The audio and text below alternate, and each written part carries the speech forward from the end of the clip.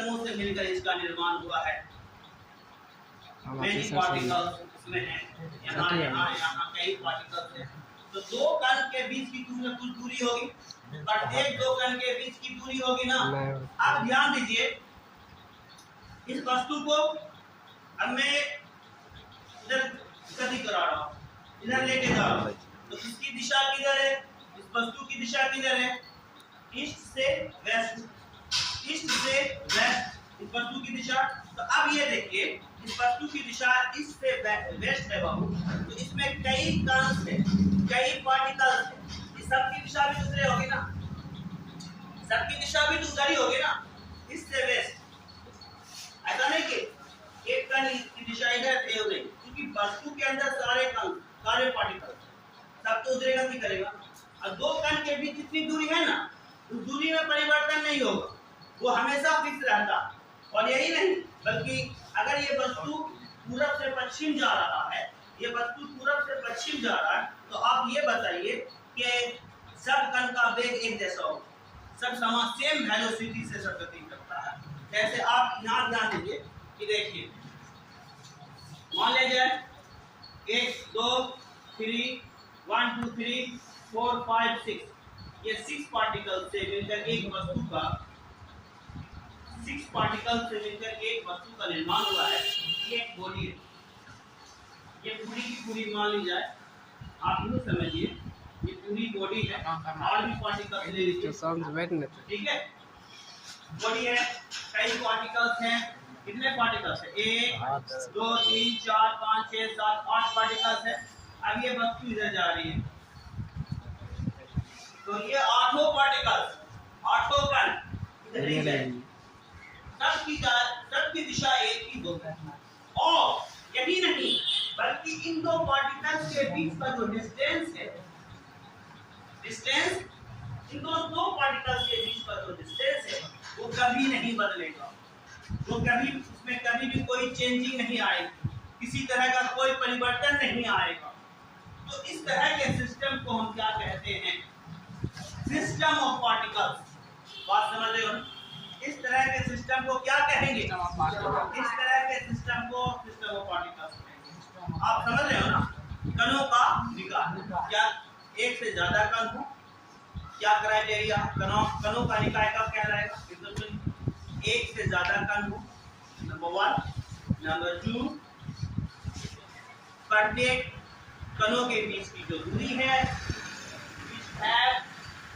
Fixed distance between them, उनके बीच की दूरी हमेशा फिक्स हो, यूनिट हो, फिक्स्ड डिस्टेंस हो। दूसरी क्राइटेरिया क्या है? एवरी पार्टिकल सेम वेलोसिटी, जितने भी कण हैं जब वो गति करे, सबकी चाल एक हो, सबकी वेलोसिटी एक हो, सबकी वेलोसिटी में किसी प्रकार का कोई परिवर्तन ना हो। ऐसा नहीं कि एक पार्टिकल इसका वेलोसिटी 5 है, ये दूसरा पार्टिकल इसका वेलोसिटी 10 है, ऐसा नहीं होगा। सिस्टम ऑफ पार्टिकल्स में बॉडी के अंदर जितने भी कण होते हैं, सबकी वेलोसिटी एक जैसी होती है, किसी प्रकार का कोई परिवर्तन नहीं होता है। ये, और उसके बाद यही नहीं, तीसरा क्राइटेरिया क्या है? डायरेक्शन भी सेम हो, एक ही दिशा में सारा का सारा कण गति करे। अगर ये तीनों क्राइटेरिया है तो भी कहते system of particles. System of particles समझे? इसका डेफिनेशन, इसकी परिभाषा में लिखा होगा, ठीक है, हिंदी में लिखा होगा। चलिए अब आइए, अब इस सिस्टम ऑफ पार्टिकल्स को, सिस्टम ऑफ पार्टिकल्स भी लंबा नाम है, सिस्टम ऑफ पार्टिकल्स थोड़ा लंबा नाम है, तो इसके लिए एक शॉर्ट वर्ड यूज किया है, बॉडी। सिस्टम ऑफ पार्टिकल्स को बॉडी कहते हैं, शॉर्ट वर्ड बॉडी। अब बॉडी का एक एडजेक्टिव वर्ड यूज किया गया है, रिजिड बॉडी। रिजिड बॉडी यानी कि दृढ़ पिंड। हमें पढ़ना यही है, हमें बॉडी नहीं पढ़ना है, रिजिड बॉडी, दृढ़ पिंड। ये दृढ़ पिंड क्या होता है? Rigid body. अच्छा, बॉडी कहां से आया है? System of particles. Rigid body क्या है? सिस्टम ऑफ पार्टिकल्स का दूसरा नाम है rigid body. System of particles का दूसरा नाम पहले ये समझिए बॉडी है। बॉडी को इस रिजिड बॉडी में मॉडिफाई किया गया। तो रिजिड बॉडी क्या है? What is the rigid body? दृढ़ पिंड। तो याद रखिएगा रिजिड बॉडी भी है, it is a system of particles.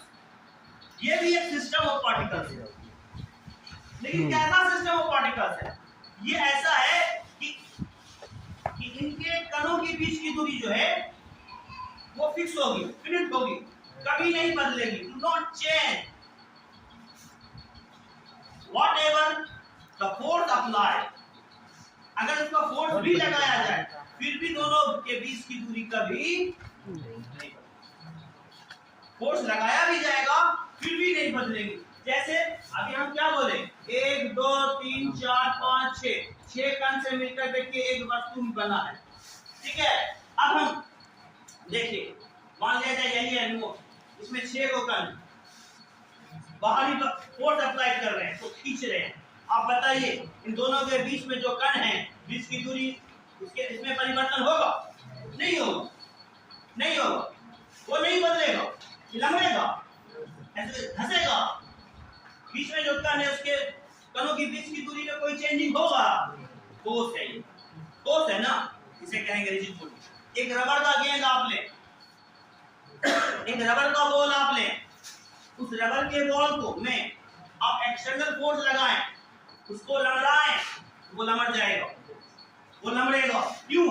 अब जो लमड़ा है तो लमड़ने के बाद क्या होगा? बीच में जो दो कण हैं, जितने कण से मिलकर वो बॉल बना है, उस बॉल का निर्माण जितने कणों से मिलकर हुआ है, तो उनके बीच की दूरी भी बदली होगी ना, बीच की